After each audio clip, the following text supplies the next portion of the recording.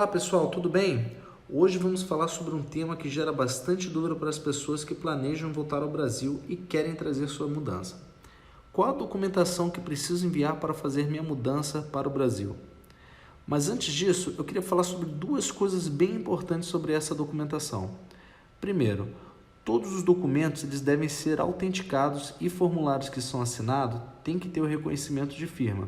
Isso pode ser feito tanto em um cartório no Brasil ou consulado brasileiro no exterior. Segundo, os formulários devem ser digitados, então nada de preencher à mão, tá bom? Vamos falar então sobre o primeiro documento, o passaporte. É necessário a cópia autenticada de todas as folhas do passaporte, inclusive as em branco. Então, para facilitar a quantidade de cópias, você pode botar 4 páginas do passaporte por folha. Assim você otimiza a quantidade e custo.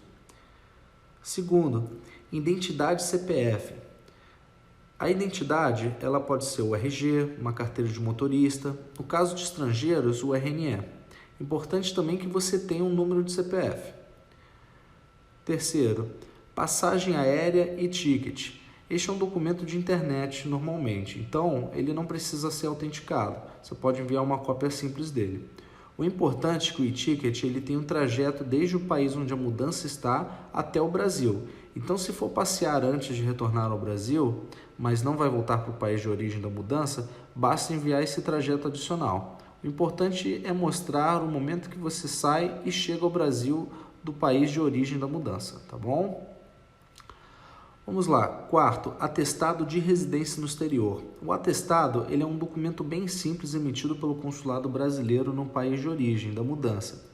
Ele é importante para que você não pague imposto sobre a sua mudança quando ela chegar ao Brasil. Então, além daqueles custos da mudança, se você não tiver esse documento, você ainda pagaria imposto, tá? Então, é bem importante você obter esse documento. Então, pelas regras da Receita Federal, você precisa comprovar que mora fora do Brasil por um período superior a 1 ano. Se o consulado estiver muito longe, você pode providenciar contas de água, luz ou telefone, desde que essas contas ela comprovem esse período superior a 1 ano anterior do seu retorno ao Brasil, tá? Então, desde que sejam contas de água, luz ou telefone que estejam no seu nome, tenham o endereço de onde você mora fora do Brasil.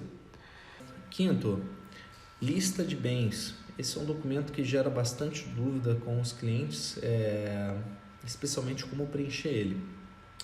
Esse item ele é basicamente o quê? Ele é a relação dos bens que você está trazendo para o Brasil, tá?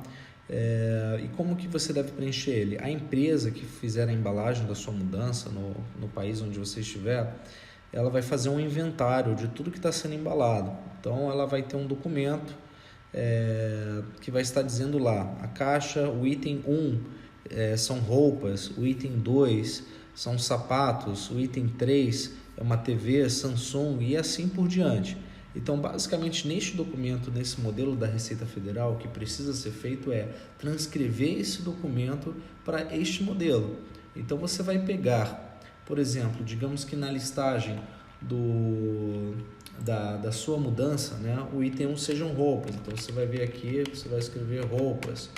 O 2 são sapatos. O 3 é uma TV Samsung. É importante notar que itens eletrônicos, além da marca, é importante vocês colocarem modelo e número de série, tá? Essas informações são bem importantes para estarem contendo, tá? Então, é uma lista daquilo que está sendo embalado na mudança. Não precisa especificar quantas roupas ou quantos sapatos tem, mas itens eletrônicos, imóveis, esses objetos maiores, é importante sim ter essa quantificação de quantos que são, especialmente os itens eletrônicos, tá? Normalmente a empresa de mudança já faz a listagem dessa forma.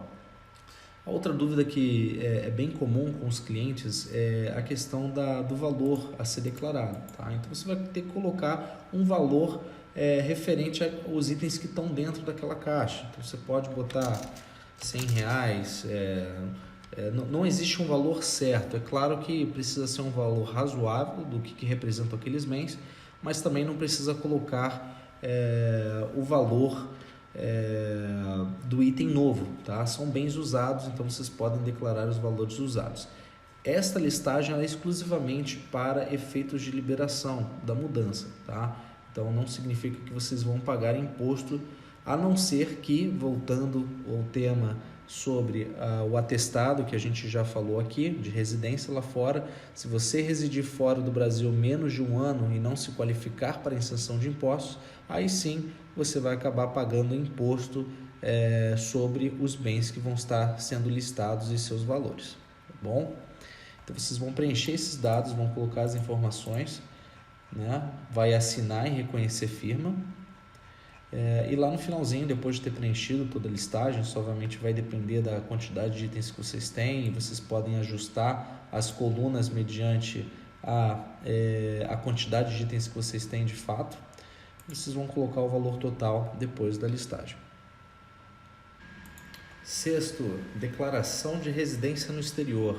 Este é mais um formulário da Receita Federal, também bem simples de ser preenchido. Tá? Você vai colocar aqui os seus dados pessoais, então seu nome, nacionalidade, data de nascimento, estado civil, CPF, endereço, telefone, e-mail, data de retorno do exterior, a companhia aérea, voo pelo qual você viajou, tempo de residência no exterior, o país onde estava residindo. Então aqui é basicamente colocar os seus dados pessoais, tá? Bem simples, digitar todas essas informações. Responder se o retorno ao Brasil é em caráter definitivo, você pode selecionar que sim ou não. Está trazendo bens novos, em caso positivo apresentar notas fiscais. Isso é voltando para aquela novamente questão do atestado de residência, aquele documento do consulado ou contas de luz, água e telefone que falamos um pouquinho atrás aqui no vídeo. Desde que você more fora do Brasil por um período superior a 1 ano e consiga comprovar isso, você se qualifica para a isenção de impostos, tá?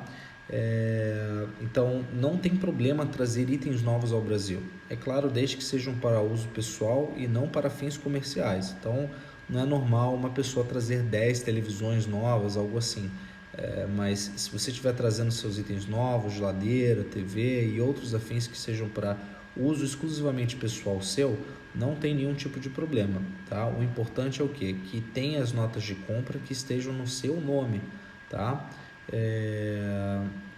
E essas notas sejam apresentadas, tá? Então, de resto, preencher as informações do endereço exterior, outras informações pessoais, assinar e reconhecer firma. Sétimo, declaração de bagagem. Esse aqui é um documento bem simples, né, que você precisa apenas colocar a data, assinar, colocar o seu nome completo, assinar e reconhecer firma. Oitavo, procuração. Este é o último documento da relação de documentos que a gente está conversando aqui. A procuração ela serve para quê? Para que nós, como empresa, possamos ter o poder para agir em seu nome e fazer o processo de liberação aduaneira junto à Receita Federal. Então, sem esse documento, a gente não consegue fazer nada. Tá? Então, o que é importante preencher aqui na procuração? É colocar o seu nome aqui neste campo, de outorgante, preencher também os seus dados pessoais, tá? Obviamente nesses campos aqui. É basicamente isso, você vai colocar a data, assinar e reconhecer firma. É bem simples e de ser feito esse documento.